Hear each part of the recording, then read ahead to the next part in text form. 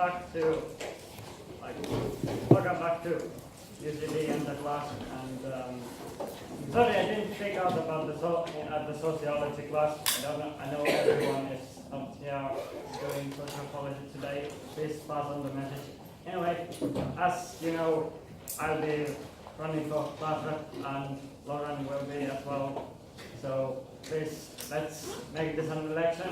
I think we've got fairly similar themes actually, and we're gonna make this a much better year. Maybe closer to the actual election, I don't know when it is, I'll come up with some more concrete themes. Also, the second thing I was talking about, should talk about is the class trip thing. I've been posting things on Facebook. If you're not on Facebook, I've been planning a class trip to northern Finland to go skiing in March. Probably gonna be nice the 16th of March because that's the most responses I've got in the Facebook group. I'm thinking I'm probably gonna book a class from somewhere and tell you all that proper info. But you can just come to me and speak, I'll be around campus. Anyway, welcome back. And if there are any international students, yes, welcome back. Welcome to Ireland. I was also a newcomer. Yeah, anyway. Okay.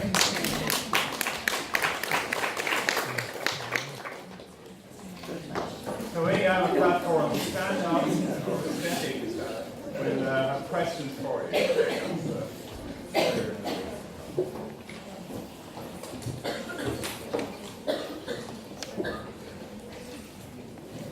Okay, I'll get whoever's nearest the door at the back just to pop up and close it. Yeah.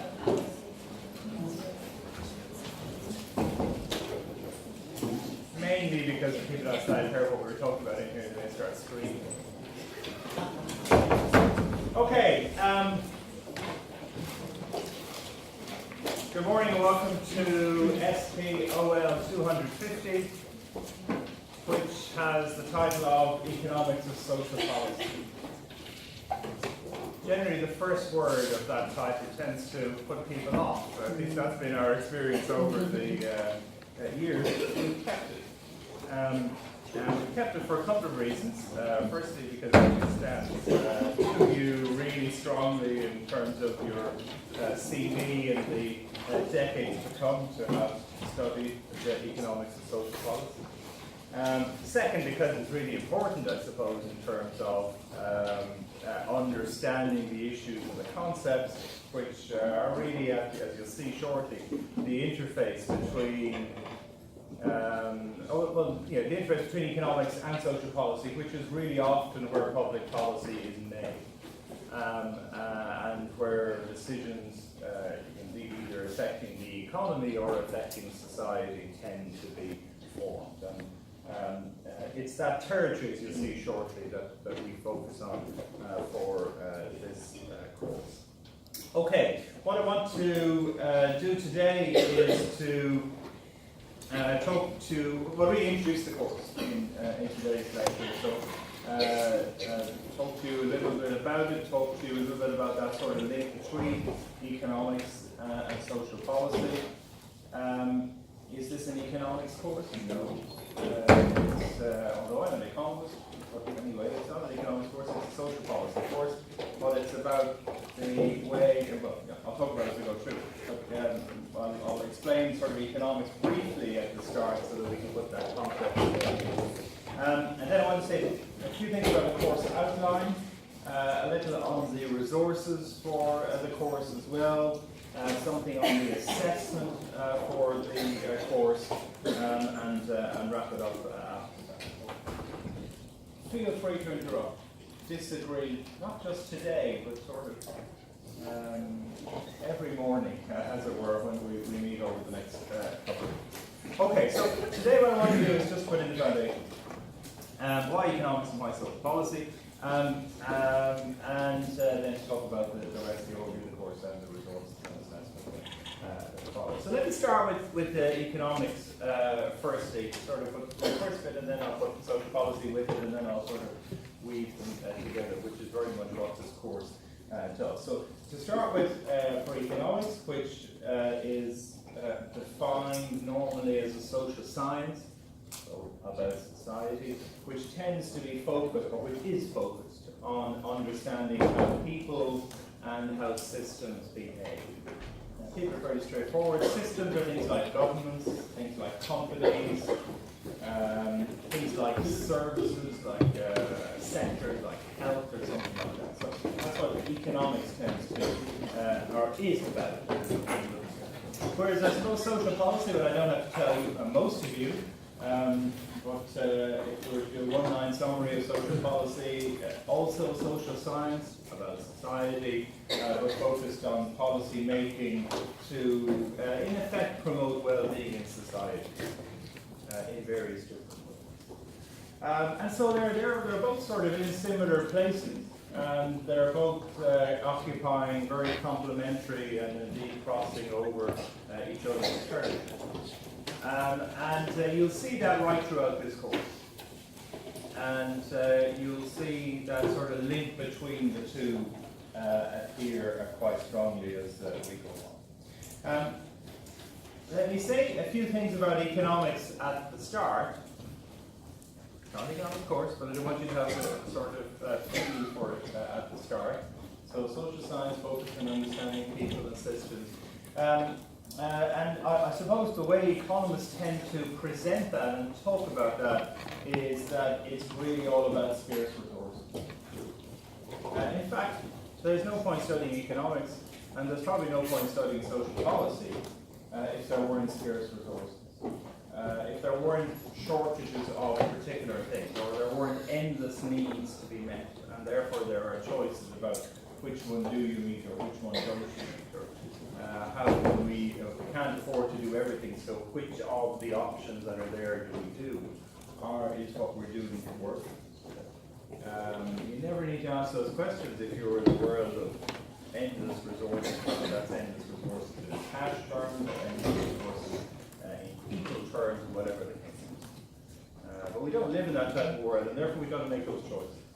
And economics is very much in that territory. It's about figuring out scarce resources and figuring out the allocation of those scarce resources. So that bullet of limited resources but endless needs really being the key challenge that economics.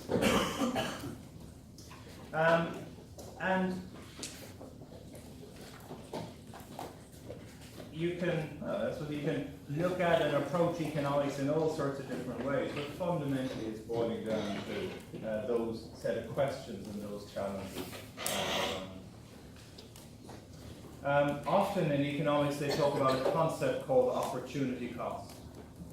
Opportunity cost is defined as the best alternative use of a resource.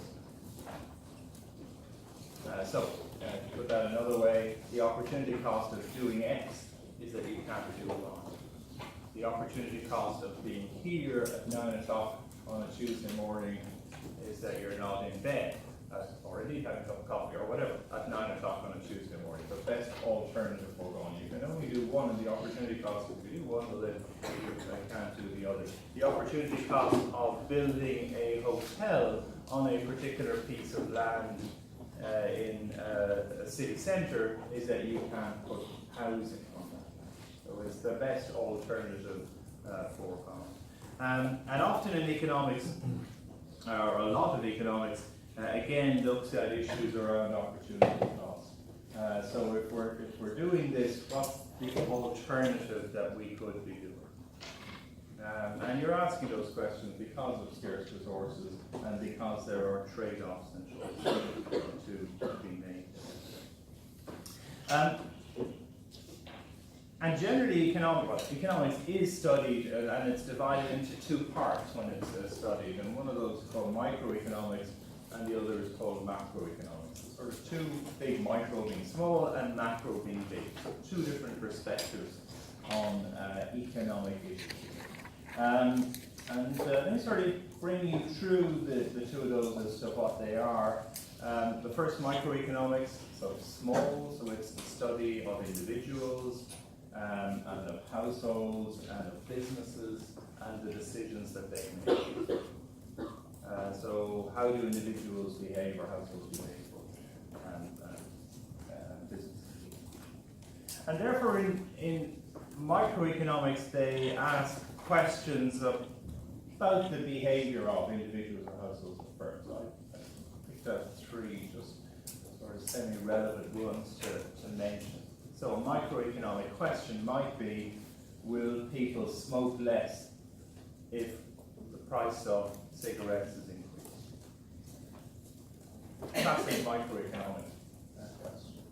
Pretty relevant social policy question too, actually, if we're interested in tackling some health issues.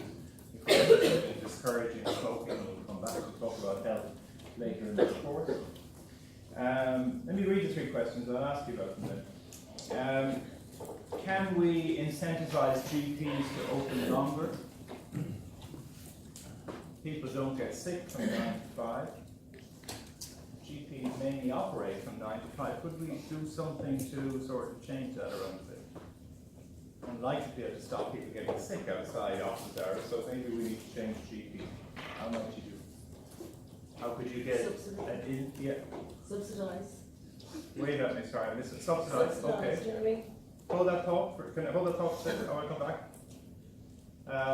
Because I didn't read the third one, because I want to add, I want some opinion. And the third one is how might people respond, or how will people respond to an increase in income? If you give people more money, what will they do? Spend it. Spend it. Might not be spend it. Okay, so we've got. So I'm going to go around the room for. I'll be interested in your views on this. I tried to make we sort of preface a bit more to say, okay, those are microeconomic questions, but kind of they're all about society as well and how people behave in society and what they do. Okay, so I'm looking for answers. Sorry, this is not the exam. We'll get to the exam. I'll talk about that at the end of the course, but or at the end of the class this morning. But these are classic economic questions, but I suspect they're ones that most of you would have views on.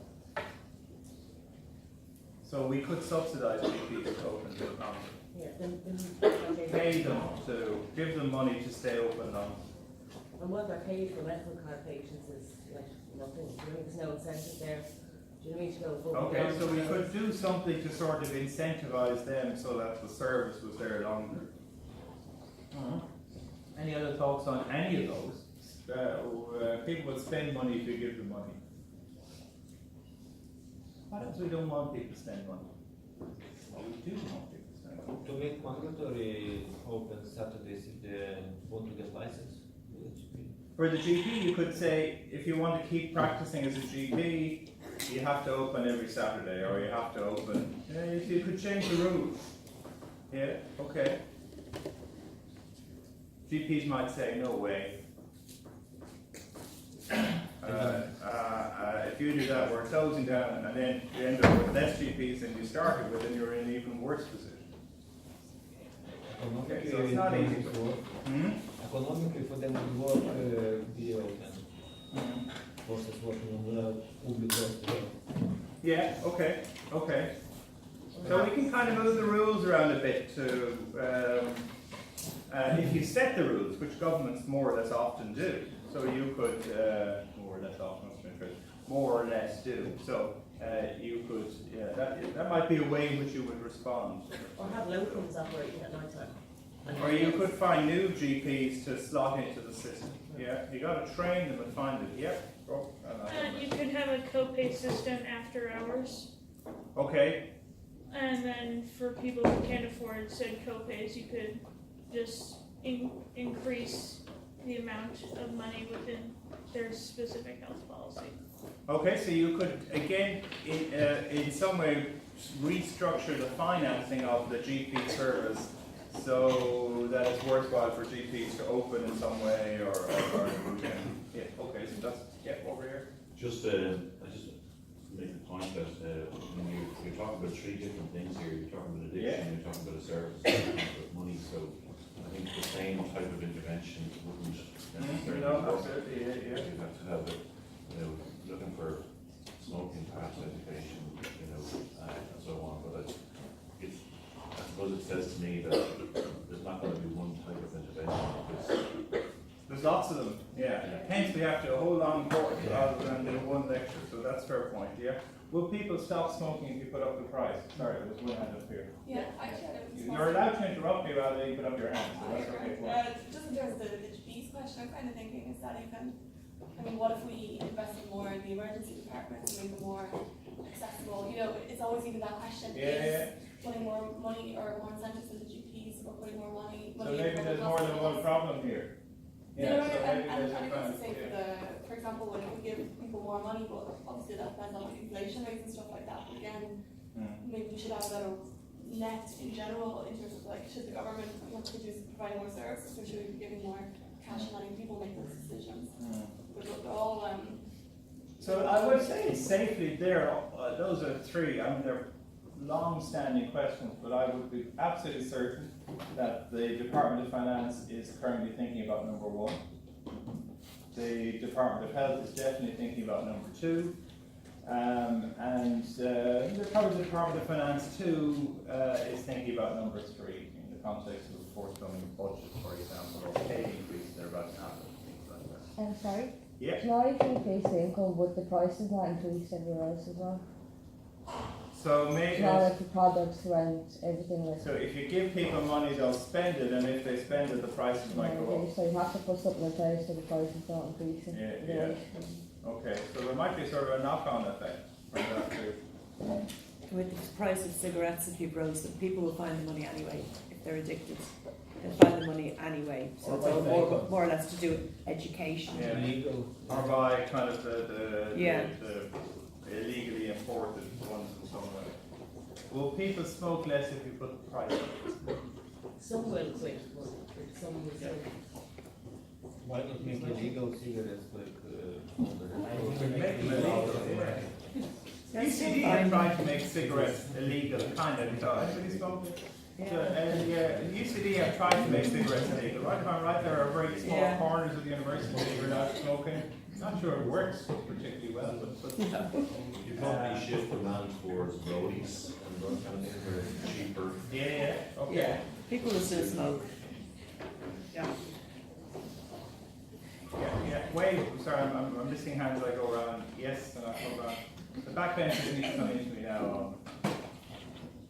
It's like in the political system, I know all the power is resting on the backbenchers, so I'm waiting. The thing about it is, though, Micheál, it's usually people from lower socioeconomic backgrounds that smoke, so you're just putting a greater burden on them, they have more cognitive load, so more You stressful should lives. put up the price of cigarettes, it makes it more difficult for, let me kind of generalize, poorer people. These poor people are hard. Yeah, sorry. It depends what you do with the tax that you impose on cigarettes. If you use that, as was stated earlier, to incorporate into anti-smoking education or towards posing bills that will effectively ban smoking, it will over time be more lucrative. In my area, we did actually ban smoking in public areas, and there was a drastic decrease in smoking, and the air is a lot cleaner. Yeah, and that's the case here too, so that you have, so you can, and so that's a different way of stopping people smoking. It wasn't put using prices, it was using sort of cultural change. Yeah, you use the tax you use the tax to try to push legislation.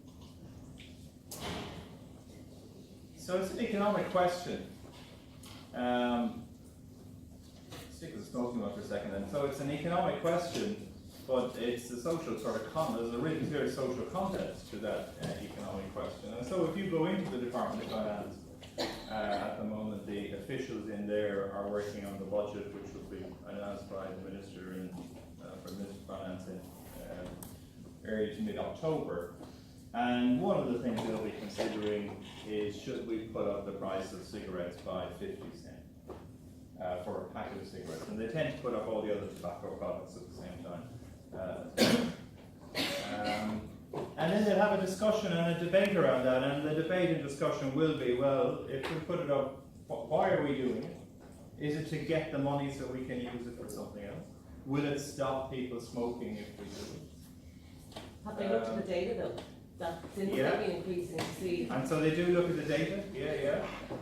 So to figure that out. And the date says There's a reduction. there's a reduction. The last price increase, the number of the tobacco people that were on work, but they came out of RD and they were like, every 10% increase in price, there was a similarly drop in usage. Yeah. So So we have had reductions, so if you put up the price, there's a reduction in smoking. Although the revenue commissioners, who are the tax people who collect the information, or the tax for the government, say, well, some of that actually is people not giving up smoking, but buying the illegal ones that we mentioned. So actually, Vaping. smoking falling. Flying from abroad. I know Yeah, this is some flying from people, abroad, yeah. they fly to Spain 3 or 4 times a year and then buy 3 months worth of cigarettes at Yeah. one go. Yeah. Because they figure out they're saving money. Yeah. Right. Whereas Finland's cigarette prices are so high, those smokers who might go skiing would not come On back. the eastern border, many go to Russia to buy. So you go to Russia to buy a cigarette. Okay, so that happens, so that you can have, so maybe people stop buying, can I describe them as legitimate cigarettes, and start buying the fake cigarettes that are coming in from other countries, or incentivize people to source them externally. Nonetheless, the evidence is that smoking will reduce as you put the price up, even taking account of that. So continually prices are going up. But anyway, it's an economic question, but it's an economic question. It's a pretty clear social focus for it. In fact, that economic question is answered in terms of socioeconomic and social policy issues about what we want to do, what are we trying to do, and the role of government in different ways. And it's the same when we're thinking about health policy. That's an economic question, but it's really around the provision of a public service. And the way in which we can provide that public service, given in a sense the limited number of GPs there are and the limited number of GP facilities, and in a sense you can't just magic GPs up overnight. So it's about figuring out, well, how might we change the current structure to make it better? And there's an argument about what better means. Or what's going to happen over this forthcoming budget? We'll give people tax reductions. We'll give welfare recipients increases in their welfare. Generally, pay is increasing in Ireland at the moment as well. So all of that is extra income for people. What are they going to do with that extra income? It's a sort of interesting question. Do we need to give them more income? Which might be through additional tax cuts or additional pay increases, or maybe they don't need it, which is another side. Okay, and that's an endless debate, discussion on that, but that's that is an economic question. But really, it's about the managing. In that case, it's certainly welfare increases and tax cuts. It's about the managing of society's resources. So, what's the opportunity cost of a tax? If you reduce taxes, so the government collects less money, well then it has less money, so what does it do? Or what could it have done with those? Maybe the best thing it could do is put it back in people's pockets. Maybe the best thing it could do is invest in reforms to emergency care or social housing. So those are economic questions, but they're formed explicitly in a social, we answer them in a social policy context, because we live in societies, and this is about society managing itself and managing its resources. Okay, economic questions, but clear social context. And microeconomics is the wing of economics that talks about that. So it's small, it thinks about how people will behave, or how a particular sector will behave if you change something. And that contrasts with the other side of economics, which is macroeconomics, so macro being big, which tends to analyse interactions at the level of the economy as a whole.